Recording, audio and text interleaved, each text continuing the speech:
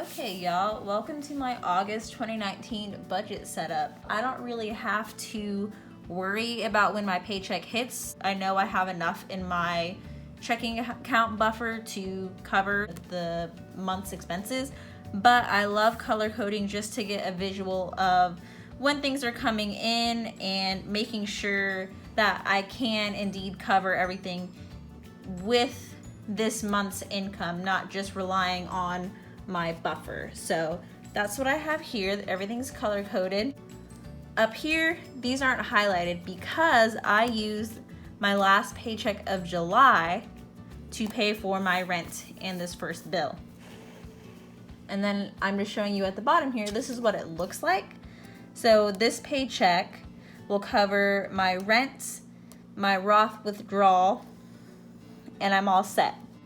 If my last paycheck was too small to cover all of this at once, I would break it up. And so for example, this week is pretty light.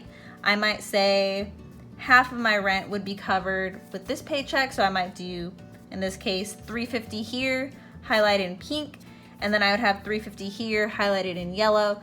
That way my first paycheck or my last paycheck isn't eaten up entirely by my rent payment, and then my account is empty and I don't have anything to cover my basic necessity. So you can break it up by paychecks. So probably not this week because this week is like a heavy week, but I could break up any of these other little paychecks to make this first payment for next month more manageable. So that's that. Moving on, here's my August goal setting page. My 3 goals for this month are to meal plan weekly.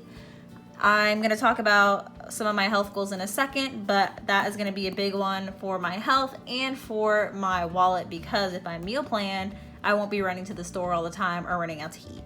I also need to schedule my annual review and ideally request a raise at my job.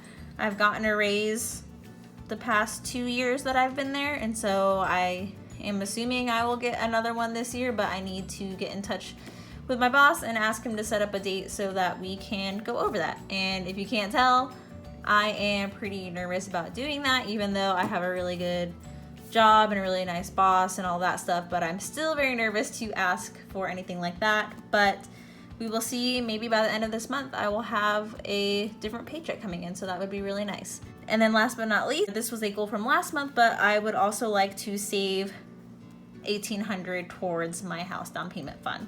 I've increased it from the $1,500 the first 6 months of the year because I'm trying to hit $20,000 saved by the end of the year instead of the original $18,000 I had wanted. And then reminders for this month are, it's my boyfriend's birthday, so I will be buying him a gift and probably treating us to a dinner together. And then there is a Budget Misses workshop coming up. I don't know if I can go because my job got suddenly busy. Normally it's not this crazy this time of the year, but we have a big thing happening and I'm not sure if I can go, but if I can, then I would really like to, and I need to budget for that. But right now, I don't have it in my budget just because it's up in the air. And then down here is my bill tracker, and you might notice that the new ones are the Healthy Wage and the Avatar Nutrition. Healthy Wage is a site where you can basically bet yourself to lose a certain amount of weight.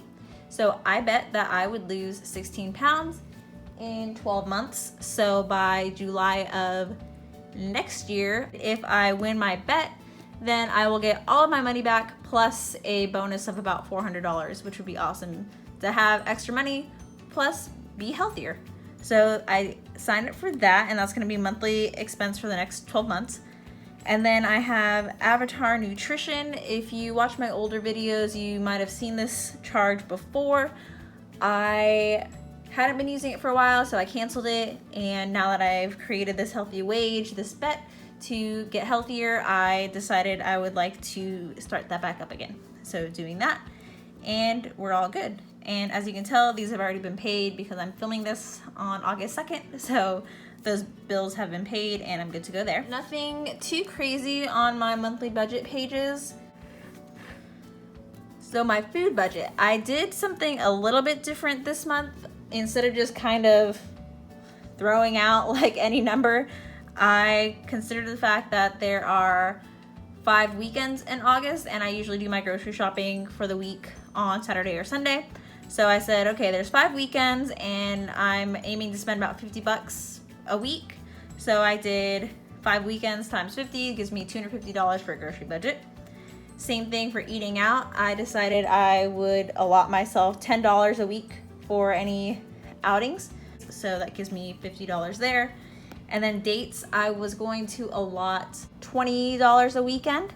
So it would have been $100, but you'll see in a second that I also allotted a good chunk for my boyfriend's birthday weekend.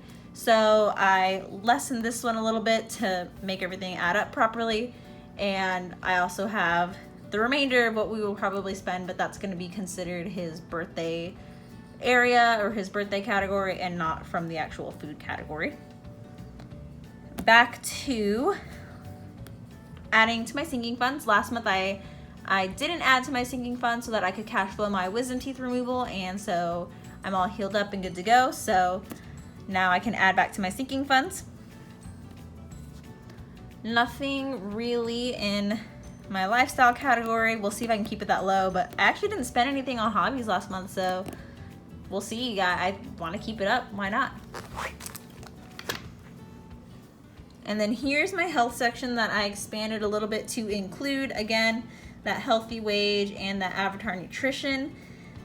The thing is, these are all except for the Dr. Dentist. That's over $200 a month going towards these sort of like health goals. And that seems a little high to me, so I am considering my contract for Camp Gladiator ends in September and I might not renew it. We'll see, since I haven't really been going that consistently, but I do enjoy it. So it's up in the air. And then same thing with this group programming. It's really cheap, but I haven't been using it the past month or two just because I keep getting off track. So that's something to consider to cut as well. I don't want my budget to get too fluffy, if you know what I mean. There's a lot of stuff that I can cut out of it, and I just want to have that habit in order to avoid some of the lifestyle inflation that typically comes when you continue to earn more income. So I just want to make sure I am staying true to my roots and my goals. And then here, I told you months and months that I would set something aside for auto insurance. And so I'm budgeting for $650. Usually the past 2 years I've done a year contract with a insurance provider, but their rates are a lot higher than ones that I've been pricing out elsewhere for the exact same coverage. And actually this is better coverage than I currently have. The downside is that it's 6 months, and so I will need to go through this process again in 6 months, which isn't fun, but I would be saving about $400 if I switch. So that's what's happening there. Charity and gifts, this is what I was talking about. So this giving other section, this is gonna be my boyfriend's birthday fund essentially. So I'm getting him a nice gift and then a nice dinner, or probably not a dinner out because we are kind of homebodies, so we might do a nice dinner in. And let's see here. Another new thing, I'm adding $50 for the apartment move fund. So there's like a lot of these sort of mostly furniture expenses I'm thinking that I would like to do when we do move, if we move this year.